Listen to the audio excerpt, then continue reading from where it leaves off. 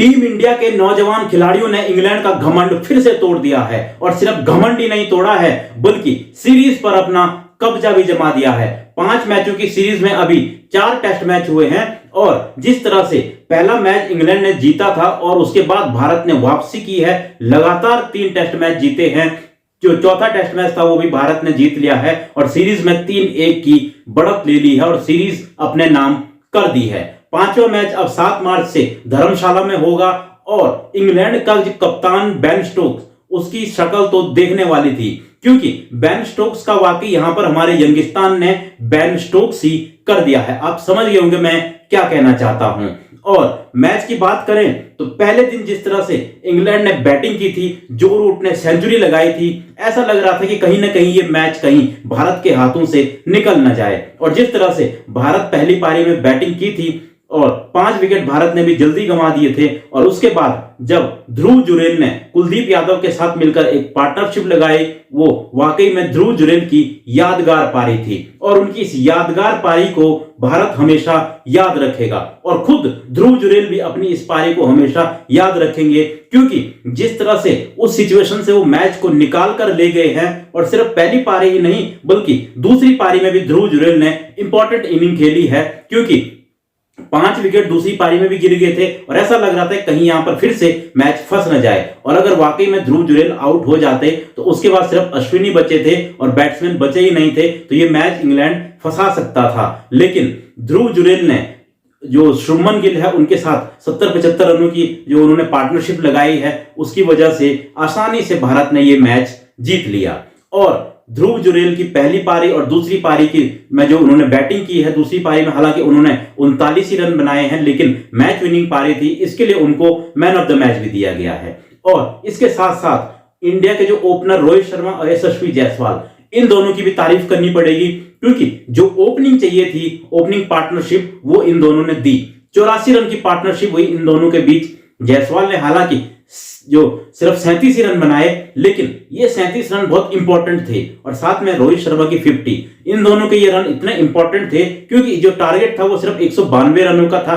पहले दिन 40 रन और दूसरे दिन 45 रन इन दोनों ने मिलकर बनाए, टोटल 85 रन। ये बहुत इंपॉर्टेंट थे। वहीं से कहीं ना कहीं टीम इंडिया की जो जीत की खुशबू थी वो आने लग गई थी लेकिन उसके बाद धड़ाधड़ से 5 विकेटें गिर गई और शुभमन गिल और ध्रुव जुरेल ने जो है एंड में मैच तो जिता दिया लेकिन कुछ सवाल जो है यहां पर रह गए।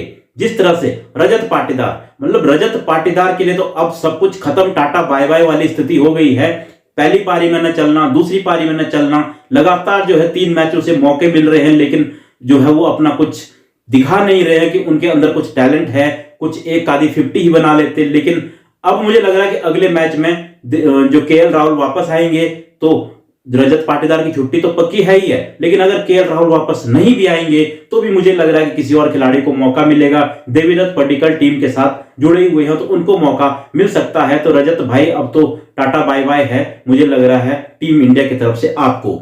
और वहीं शुभमन गिल की बात करें तो नंबर 3 पर शुभमन गिल ने खुद इंटरेस्ट जताया था खेलने का, तो इस पोजीशन को उन्होंने कहीं ना कहीं जस्टिफाई कर दिया है। और नंबर 3 की जो पोजीशन थी, जो पुजारा के जाने के बाद ऐसा लग रहा था कौन संभालेगा, अब ऐसा लग रहा है कि शायद उसका दावेदार मिल चुका है और वो है शुभमन गिल। आज जिस तरह की पारी उन्होंने खेली और जिस तरह का संयम दिखाया उन्होंने, मतलब एक बारी तो ऐसा वक्त आ गया था कि लगभग भारत को जो है 21 ओवर तक जो है उनकी बाउंड्री नहीं लगी थी जब शुभमन गिल और ध्रुव जुरेल खेल रहे थे। मतलब दोनों ने कितना संयम दिखाया आप यहां से देख सकते हैं। इतनी लंबी उन्होंने बैटिंग की और उसके बाद भी जो है चौका नहीं लगा, सिंगल डबल से वो खेलते रहे और एंड में जो है उन्होंने कुछ अच्छे हाथ भी दिखाए, छक्के लगाए। लेकिन जहां पर टीम को संभालने की जरूरत थी तो शुभमन गिल ने दिखाया कि वो सिर्फ रन बनाना ही नहीं बल्कि पिच पर टिकना भी जानते हैं। और शायद यही वजह थी कि जो कोच राहुल द्रविड़ है उन्होंने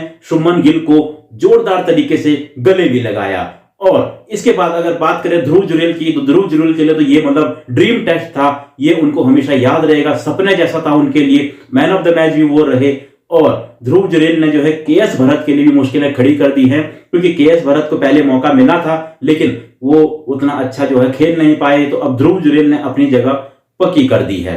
साथ में बॉलिंग की बात करें तो बॉलिंग में एक बार फिर से अश्विन ने 5 विकेट लिए और दूसरी पारी में उन्होंने 5 विकेट लिए, कुलदीप यादव ने भी 4 विकेट लिए। तो कुलदीप यादव को भी जो है यहाँ पर जो है नकारा नहीं जा सकता, उनकी भी परफॉर्मेंस इस मैच में शानदार रही है। हालांकि वो अच्छा ही परफॉर्म कर रहे हैं, लेकिन इस मैच में जिस तरह से वो पहली पारी में ध्रुव जुरैल के साथ टिके, 131 रन बनाए, वो वाकई में काबिले तारीफ थे। तो कुल मिलाकर एक अच्छी परफॉर्मेंस रही। हालांकि यहां से सिर्फ नेगेटिव यही है कि रजत पाटीदार जो है वो परफॉर्म नहीं कर पाए और अब उनके लिए मुश्किल है अब आगे की राह। उनको अब मौका मिलेगा भी या नहीं मिलेगा ये कह नहीं सकते, क्योंकि अय्यर ने तो जो है अपने लिए मुश्किलें खड़ी कर दी हैं। वो भी ऐसे ही कुछ कर रहे थे, चल नहीं पा रहे थे, तो उनको टीम से बाहर कर दिया गया। और अब वही मुझे लग रहा है कि रजत पाटीदार के साथ भी होने जा रहा है, क्योंकि टीम इंडिया में पीछे इतनी लंबी लाइन लगी है कि आपको जो मौके मिलेंगे उनमें आपको परफॉर्म करना ही पड़ेगा।